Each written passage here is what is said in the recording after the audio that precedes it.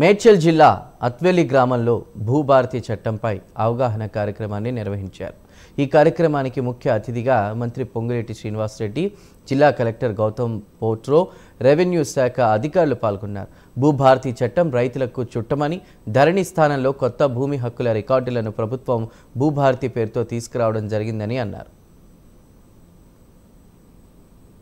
ఈ చట్టాన్ని చేయడానికి పరిపరి విధాలు ఆలోచించి వందలాది మంది ప్రజల అభిప్రాయాలు, వేలాది మంది రైతన్నల ఆలోచనలు, దేశంలో 18 రాష్ట్రాలకు అధికారులను పంపించి ఈ చట్టాన్ని రూపుదిద్దడానికి ముందు పరిపరి విధాలు ఆలోచించి ఈ చట్టాన్ని తయారు చేసి పబ్లిక్ డొమైన్లో పబ్లిక్ కోసం, పబ్లిక్ అభిప్రాయాలు స్వీకరించడం కోసం 45 రోజుల నుంచి వారి సూచనలు ఏవైతే ఇస్తారో ఇచ్చిన ప్రతి అంశాన్ని,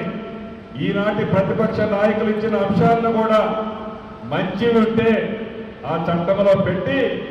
అసెంబ్లీలోకి బిల్లు తీసుకొస్తే ఈ బిల్లు